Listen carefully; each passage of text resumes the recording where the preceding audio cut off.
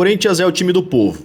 Um povo guerreiro, fiel, que não para de lutar. Mas esse povo há muito tempo vem sendo passado para trás. E se o atual cenário não for alterado com urgência, pode ser o fim do Corinthians. De verdade. Você já parou para se perguntar como o Corinthians saiu de um clube multicampeão, financeiramente poderoso e tecnicamente superior aos demais, para um clube que está longe de conquistar títulos, financeiramente quebrado e tecnicamente inferior a times de um investimento muito menor? Bom, eu já. Na verdade, eu penso nisso todos os dias.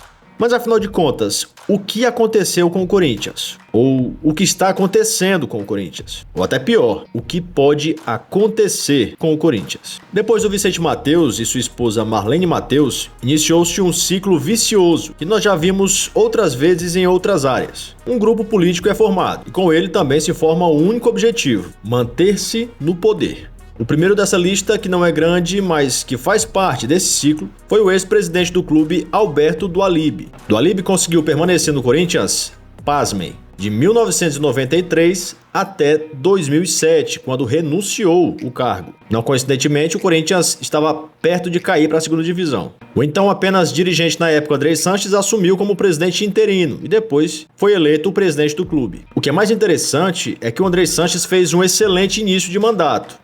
Trouxe um técnico atual vice-campeão da Libertadores, no caso Mano Menezes, e com ele conseguiu trazer bons jogadores, formando inclusive uma base para o time bicampeão do mundo.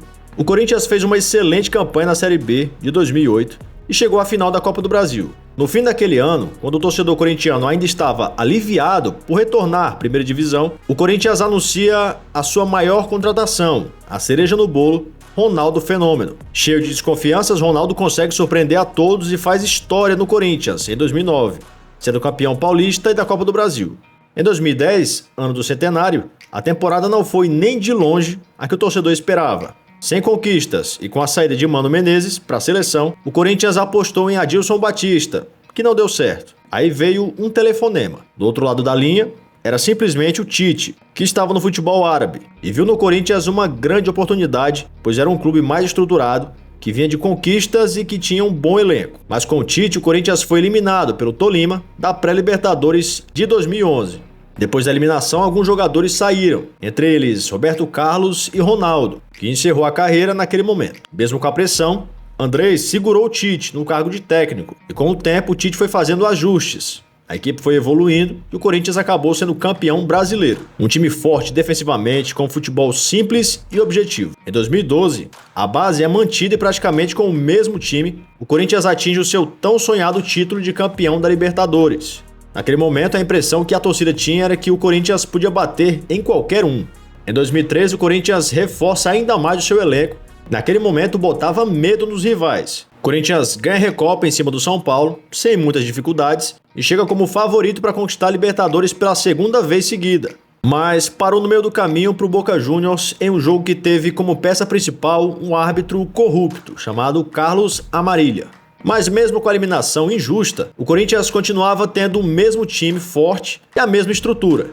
É bem verdade que as coisas não andaram bem e o Tite acabou pedindo para sair. Só que essa é a diferença de um clube estruturado para um clube quebrado.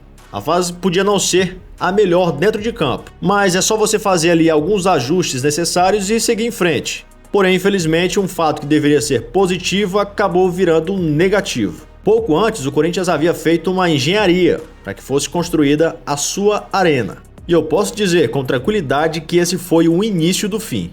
O estádio começou a ser construído no dia 30 de maio de 2011 e ficou pronto em 2014, sendo inclusive palco do primeiro jogo da Copa do Mundo no Brasil. A obra tinha previsão de custo inicial de 820 milhões de reais, mas seu preço final atingiu quase 1 bilhão e 200 milhões de reais, incluindo uma isenção tributária de 420 milhões de reais por parte da prefeitura do município de São Paulo na época. Até hoje, o então presidente na época, Andrés Sanches, atribui parte da culpa pela dívida do estádio ao ex-prefeito de São Paulo, Fernando Haddad. A impressão que dá vendo o Andrés falar sobre esse assunto é que talvez até o torcedor tenha mais culpa do que ele. Quem conhece o Andrés sabe que ele gosta de dar entrevistas, desviar o foco, tirar o dele da reta, além de terceirizar a culpa pela péssima gestão do dinheiro do clube. A questão da construção do estádio envolveu muita gente e dinheiro de tudo que é lado. E o que era para ser a realização de um sonho da torcida acabou virando um verdadeiro pesadelo. Depois do André Sanches veio o Mário Gobi, que é do mesmo grupo político. Em 2014 o Corinthians não ganhou títulos, mas ainda assim conseguiu a classificação para a Libertadores e manteve um elenco muito forte, que foi a base para o time hexacampeão brasileiro em 2015. Tudo parecia normal, e ainda melhor com a Arena. Mas um fato muito importante naquela temporada foi que o Corinthians estava atrasando salários e direitos de imagens de vários jogadores. Nisso o Tite teve muitos méritos, pois ele segurou a onda e fez com que o time se mantesse concentrado apenas no futebol. Mas ao final da temporada e começo da seguinte, o time foi praticamente todo desfeito. O futebol chinês veio com tudo e levou vários jogadores titulares. O Corinthians não poderia fazer nada por dois motivos. Primeiro, que não tinha como competir, e segundo, que o clube não ia conseguir manter aquele elenco. Em 2015, o presidente era o Roberto de Andrade, não coincidentemente do mesmo grupo do Andrés. A partir de 2016, a crise financeira do Corinthians, que foi motivada principalmente com a construção da Arena, ficou evidente.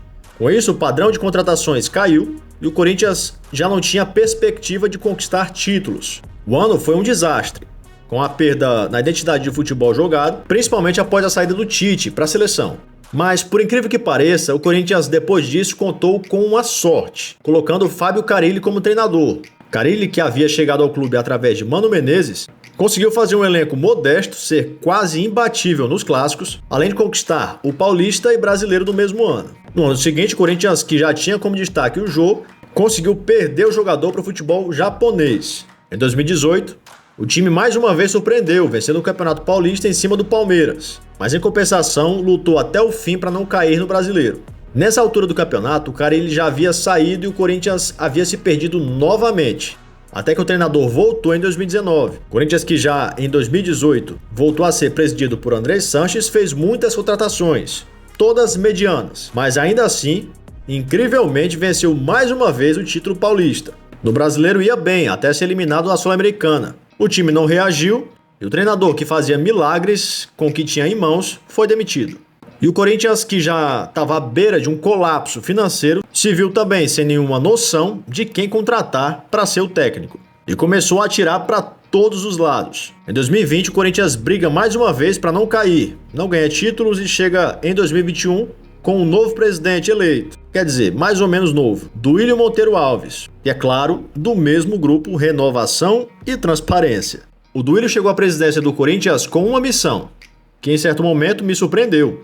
O objetivo era pagar as benditas dívidas do clube para que o mesmo no futuro pudesse se reerguer. O clube ficou 6 meses sem contratar e mesmo com um time fraco conseguiu permanecer na parte de cima da tabela no Brasileiro com o técnico Silvinho. Só que no segundo semestre, o Duílio entendeu que já era hora de contratar. Nessa aí eu não entendi muito bem. Aí ele trouxe alguns jogadores de maior qualidade, só que mais caros e mais velhos. Jogadores que não tinham mais mercado na Europa, por exemplo. Para resumir, ele fez contratos longos com jogadores já em fim de carreira. O time ficou mais velho, inconstante, pois esses jogadores não aguentavam jogar sequer 2 jogos seguidos, até hoje não aguentam, e ainda por cima são extremamente difíceis de você se livrar, entre aspas. Esse foi o cenário do Corinthians em 2021, 2022 e até o momento 2023.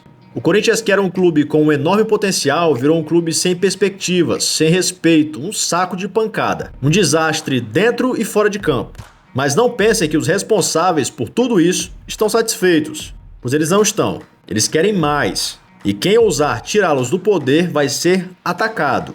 Por exemplo, recentemente o Duílio disse que o Corinthians não suportaria muito tempo com Augusto Melo no poder, pois segundo ele, o clube ia quebrar muito rápido. Mas um recadinho aqui rápido pro Duílio. Não se preocupa, pois esse trabalho vocês já fizeram e muito bem feito. Nessa altura, eu nem sei a quem recorrer. Inclusive, eu não sou católico, mas se eu fosse, eu diria: São Jorge, salve o Corinthians, antes que seja tarde.